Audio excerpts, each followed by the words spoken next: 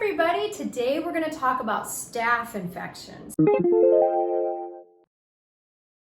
Staph stands for Staphylococcus, so that is a type of bacteria that will infect the skin of the dog and cause little red pustules. So in this video, I'm going to explain thoroughly how you can help your dog's staph infection. So this is Mitch, and he was on several courses of antibiotics before I ever saw them. Well, all these pet animals are. And this is his staph infection. He caused all of this hair loss and coalescing lesions.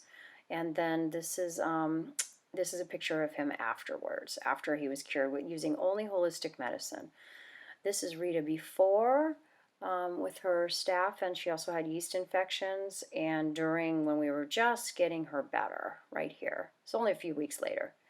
And this is Lexi before, when you can see those little red pustules on the belly, plus Lexi had red circular patches missing on her back. And this is Lexi after, a few months later. So it's possible, guys. We're going to talk about the what, we're going to talk about the why, and we're going to talk about the how. The how is, how are you going to fix it? The why is, why would your dog get staph infections? And the what is, what are these staph infections? So staph infections are these little circular pustules. They can coalesce, they can spread along the body, but they can cause alopecia or hair loss. So you kind of see these circular pustules. They'll be red on the center usually and kind of flaky on the outside. And sometimes they'll spread and kind of coalesce. And I'll show you guys a couple of pictures of staph infections. But why do staph infections occur? So staph infections occur for probably a variety of mostly immune problems. So it could be allergy, it could be a weakened immune system. Maybe the dog has been on other medications that could disrupt the biome. The biome is the healthy bacteria and yeast that are on the skin all the time, kind of fighting each other and making peace with that sort of competition. So there's a healthy competition, and sometimes we'll come along with antibiotics or other medications and disrupt that biome. So when I think about staph infections, I'm usually thinking about a secondary infection. The primary problem is generally allergies.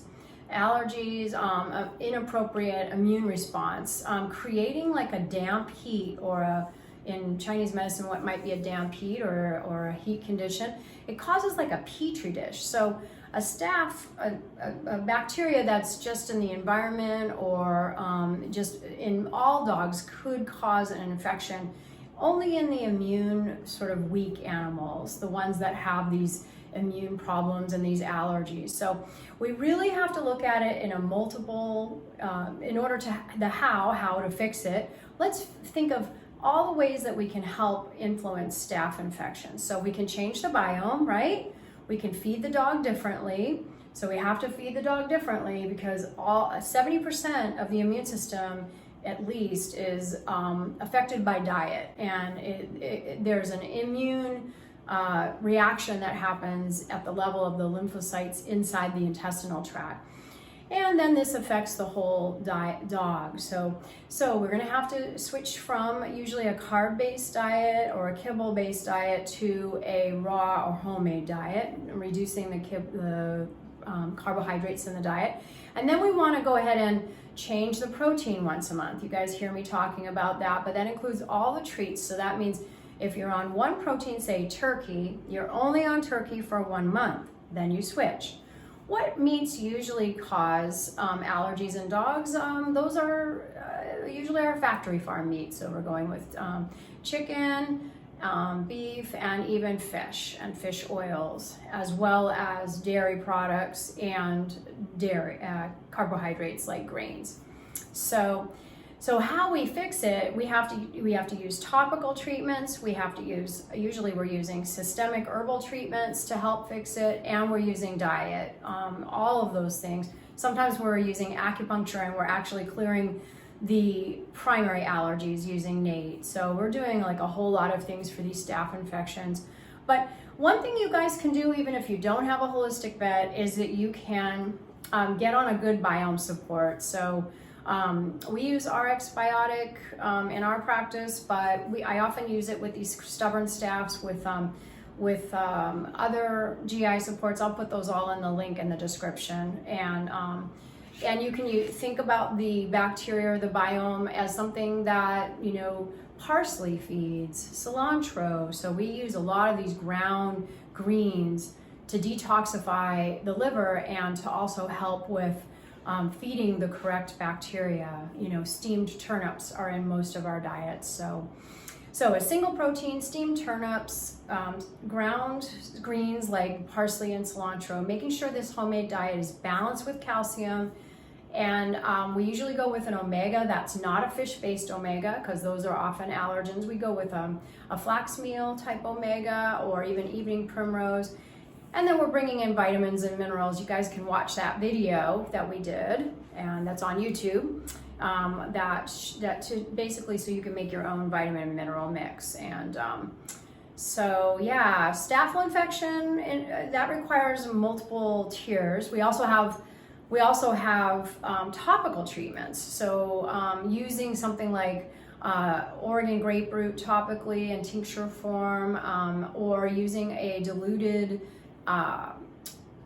essential oil product like lavender or sage or oregano in a topical treatment as part of it. You don't want to just put essential oils on the pet, but essential oils in a spray or in a topical wash like a green tea or a witch hazel based wash it can be very, very helpful. The company Zymox makes shampoos, and then we also at our practice use the Healthy Shine shampoo, which is all essential oils. So we're doing weekly bathing usually, and we're doing the biome support, the diet, the weekly bathing, the topical treatments like I mentioned. And then sometimes we're bringing in antioxidants and herbs to help with these pets, and I'll put some of those ideas in the description. So I put this picture in here to show you that, to remind me to tell you that you need to go to the veterinarian and get a diagnosis. This dog's name was named Douglas. This dog had petechiation. This is petechiation. This is not a staph infection. So there's many things that look like a staph infection, but aren't. And so, yeah, my video is aimed at helping people who have had chronic staph infections, recurrent staph infections. So the next few slides show actual staph infections. This is a staph infection. This one, little circular patch. You can make a huge difference with staphylococcal infections, and because it'll make your dog a lot healthier for other secondary infections, preventing other secondary infections, and it'll help your dog feel better and not be so itchy. So thanks so much.